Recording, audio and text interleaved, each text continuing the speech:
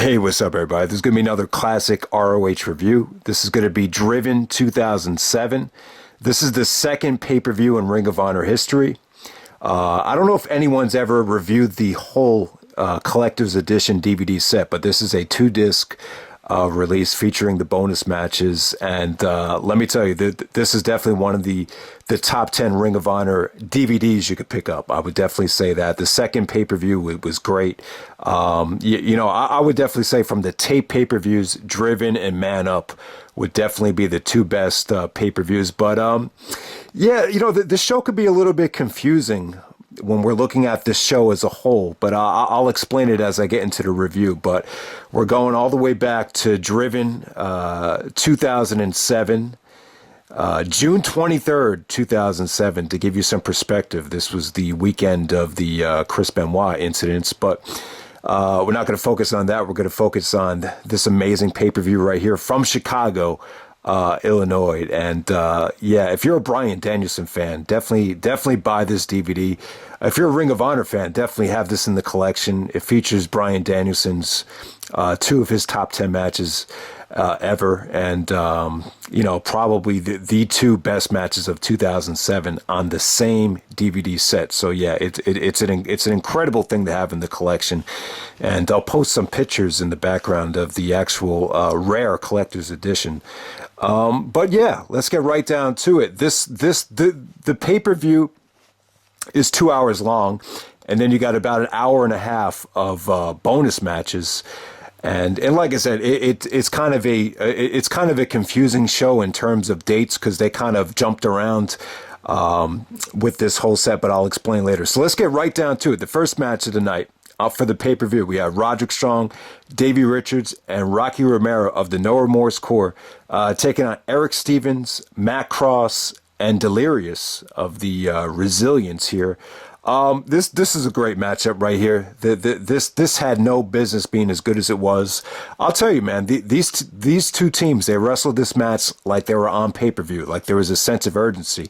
Red hot atmosphere, incredible spots, incredible intensity. Matt Cross even busted out some really, really good stuff here. And Stevens, I don't think a lot of people knew who he was, but he had some incredible hot tags, just breathtaking offense from all these guys, man. Davey actually got the finish with the DR driver, and then we have the return of Austin Aries. This is the story about Austin Aries. You know, he was in TNA as Austin Starr.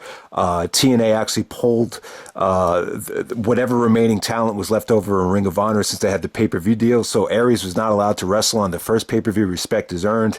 I can't exactly remember what happened with Austin Aries. Either he quit TNA, maybe he got fired from TNA in 2007. I can't remember, but there was a huge fuck TNA chant when Austin Aries came out, and he talked about how once he signs his new Ring of Honor contract, he has his wrestling freedom. I don't know if I would say this is Austin Aries' best promo ever, but it's definitely the most emotional.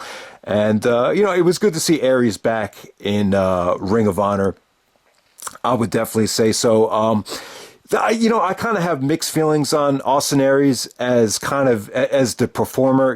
He tried the Austin Starr gimmick, and then he had the heel turn in ROH where he was trying to be more of the, the A double character. To me, I think, I hate to say this about Austin Aries, but I think he's better suited at just being a wrestler, like more of a Chris Benoit, no nonsense type of wrestler. I think Aries is a lot more charismatic than a guy like Benoit. I think Aries does, he's had his moments in terms of cutting promos as a cocky heel. But to me, what made Austin Aries great was the no-nonsense wrestler that he is. To me, he's more like Bryan Danielson than he is like The Rock. So I'm a big fan of Aries, the wrestler, as opposed to, the Austin Starr gimmick that kind of flopped in TNA. But that's my take on it. But like I said, guys, that 6-man tag between the No Remorse Corps and the Resilience was awesome. And then Austin Aries' return, just great stuff. Next up, you have Matt Sydal taking on Claudio Castagnoli. Awesome stuff. This is a piece of art. This was like watching two dance partners just have amazing chemistry here. Just tremendous hurricanranas, monkey flips, just everything you could think of here. Tremendous arm drags, just tremendous chemistry between two great underrated workers in Ring of Honor. And then after the match is over, the match is a little bit too short. But it was like 10 minutes of just breathtaking offense. So after the match was over, Larry Sweeney came down with Chris Hero and Sweet and Sour. And, they were trying to sign both guys. Claudio was against it. And then Matt Sydal actually turns on Claudio. And we finally get the Matt Sydal heel turn, and he sides with Sweet and Sour Incorporated. It only lasted a little bit under 3 months. Matt Sydal's last ROH match was actually at Man Up. But, Sydal was a great addition to Sweet and Sour. Larry Sweeney's plan was to sell Matt Sydal to Vince McMahon, up the river to Vince, as he would say, which made sense. At the time, Matt Sydal had signed a contract with the WWE, so it was a good time for Sydal to turn heel.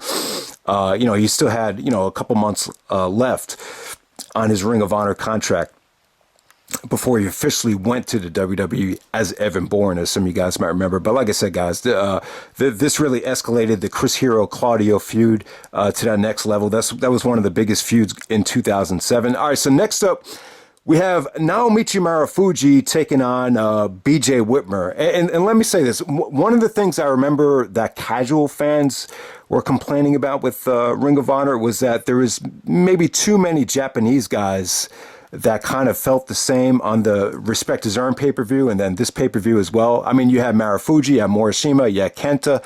A lot of the fans that weren't familiar with ROH thought it was kind of hard to present them, to make them all different from each other. But, I always thought that was one of the greatest things about ROH was that it exposed you to, not too many Japanese guys, but, some of the better workers from Japan. It gave them a spotlight.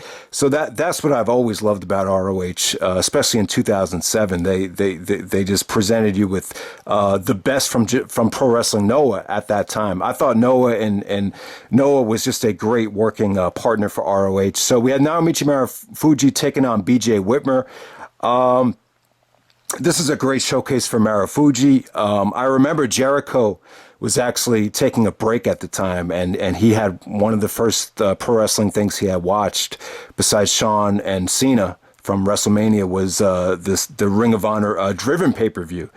And, he was blown away by Bryan and Nigel. But if when you watch this match, you see Jericho's new moveset when he came back in 2007, very inspired by Marufuji. He actually bit the Codebreaker from Marufuji. I think Marufuji did a variation of the Codebreaker in this match. And then, Marufuji, I can't remember the exact move, but the move where he actually beats the guy to the spot off the rope and does the clothesline before the guy even sees it.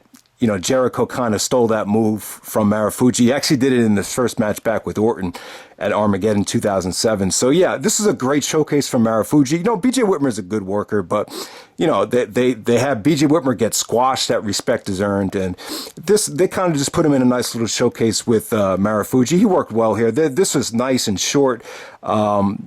It kind of felt like an extended exhibition just for Marufuji to really show what he can do offensively rather than about, building up BJ Whitmer.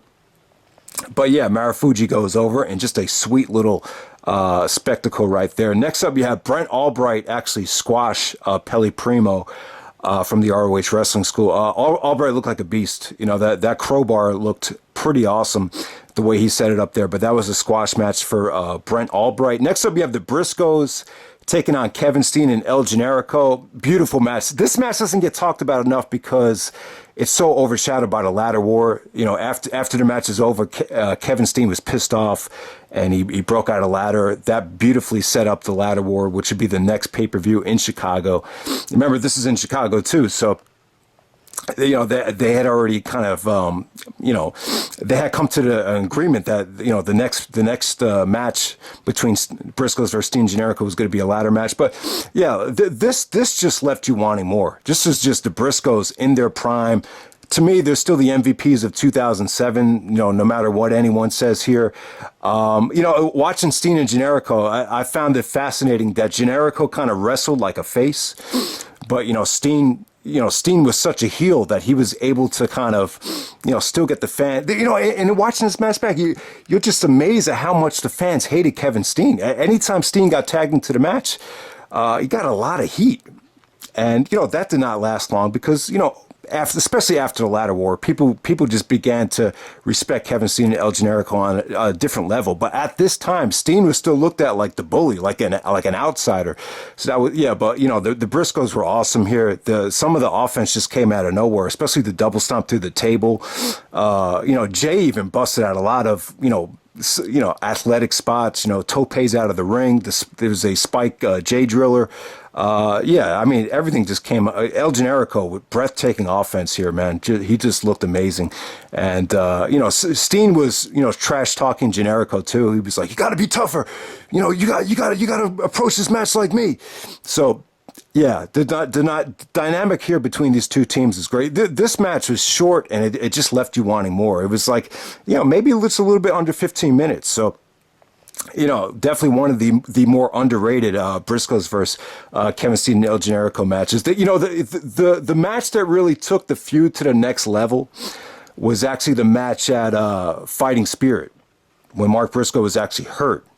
And I think Erick Stevens replaced him, but Mark Briscoe came out. That match really took the Steen Generico Briscoes feud to the next level. But like I said, guys, Steen actually took out a ladder here, perfectly sets up the ladder war. Awesome stuff. Next up, you have Morishima. Takeshi Morishima is the ROH World Champion at the time, taking on Jimmy Rave.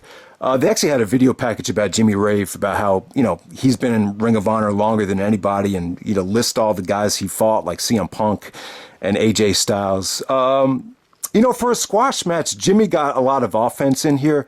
He didn't look terrible. It wasn't a complete squash, but still Morishima ended up beating him in 3 minutes. So it made Morishima look really strong. Morishima was booked a lot like Brock Lesnar to a degree. I'm a big Morishima fan. I think Morishima's reign in 2007 was one of the best in ROH history. I still think it's maybe top 5 or top 7 ROH world title reign. So I'm a big Morishima supporter. I know there's a lot of people out there that weren't a big fan of him, like I think Lance Storm.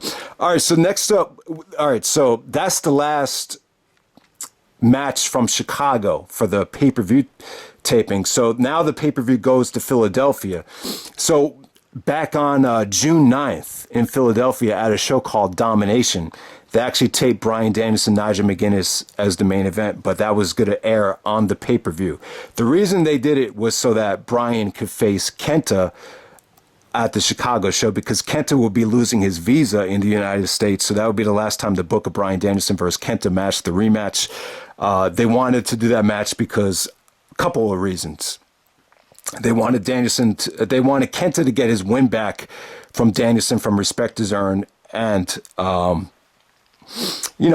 wanted to sell the DVD as well. At the time, they still wanted to, they were afraid that the pay-per-view deal was going to hurt DVD sales, so that was another reason why they made these 2-disc DVD releases. But like I said, guys, man, we have Bryan Danielson, Nigel McGuinness from Driven.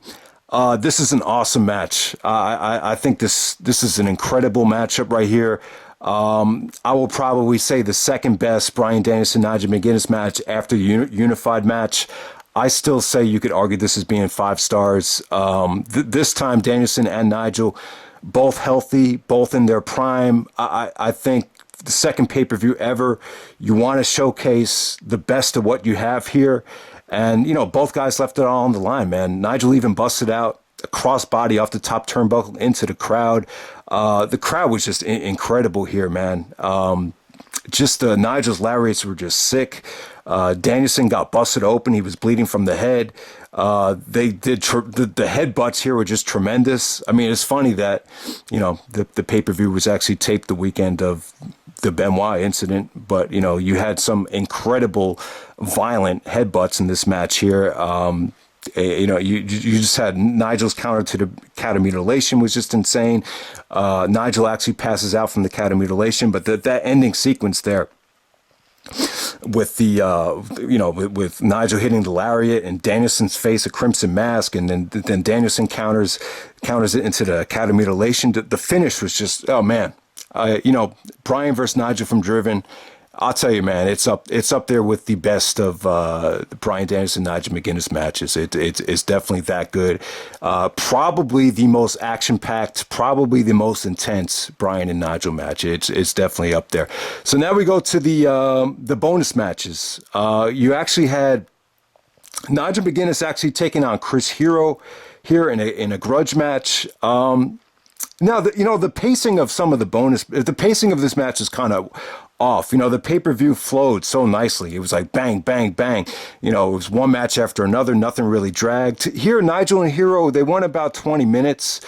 Good match, though. A lot of fun, very entertaining. This is when Chris Hero was doing the crazy stuff with all the jumping jacks and all the showboating, and he actually jumped off the top rope and said, "Chris is awesome." So that's the first time Hero did the "Chris is awesome" thing, and then I think Dave Prazak's on commentary, Chris Hero showboating with his "Chris is awesome" chant, not really catching on. Eventually, it did catch on though. Like I just reviewed Final Battle 2007, Hero's that "Chris is awesome" chant was huge, was massively over that night. Yeah, Claudio made the save. Nigel hit the London Dungeon, or the Tower of London, to get the pinfall on Hero. Entertaining match though. Like I said, it had some pacing issues. It went a little bit too long, but Nigel was still massively over. And this is you kind of see the new Chris Hero character here. You had Larry Sweeney at ringside. The stuff that they did with Bobby Dempsey. Still very, very entertaining matchup, even though I think it kind of dragged because of the pacing just a little bit. Next up, we have Morishima taking on Adam Pearce. So Adam Pearce comes out there with Shane Hagedorn, talks about the Colt Cabana farewell and how his hometown of Chicago needs to pay him more respect. And then he said, well, send anyone out here. And then it ended up being Morishima. Morishima kind of got like a face reaction here and went over Adam Pearce in a very short and entertaining match. Morishima looked very strong here against Pearce. Pretty entertaining stuff, So they have Morishima defend the belt against Jimmy Rave and Adam Pearce. 2 ROH title matches in the same show. And then the main event, we have Bryan Danielson versus Kenta in a bonus match. Awesome stuff here, man. The rematch to Glory by Honor 5 Night 2. The funny thing is, all right, so this is where Kenta gets the win back. This time Kenta goes over with the go to sleep. The funny thing is here, this isn't necessarily Kenta getting his win back from Glory by Honor 5 Night 2. They actually had a rematch in Noah in December of 2006 where Kenta got the win back. But this is actually Kenta getting the win back from Respect is Earned. At Respect is Earned, the tag match, Danielson made Kenta tap out with the cat of mutilation. But this match right here, you remember, Danielson had the shoulder injury at Glory by Honor 5 Night 2. So, the Glory by Honor 5 Night 2, it's more historical, it's more dramatic. This match, Danielson and Kenta are both healthy. And, it was great, man. You could still argue this was still my match of the year for 2007. I still think the match still blows me away.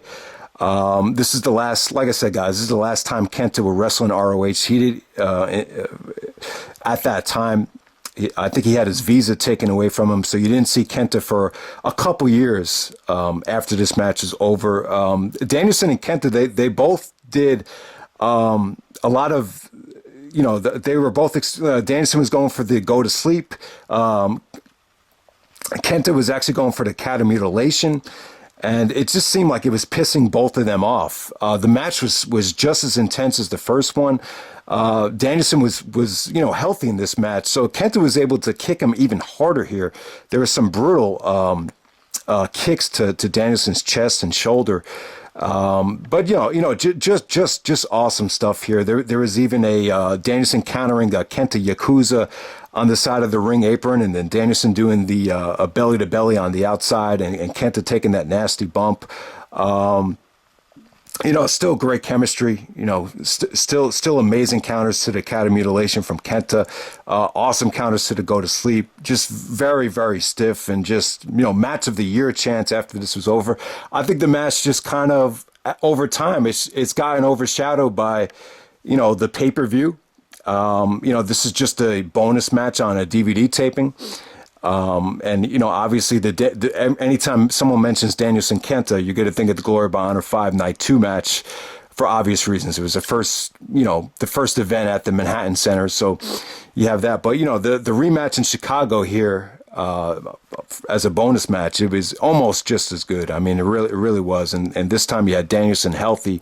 So that was kind of cool to see. The match is just really intense and very crisp.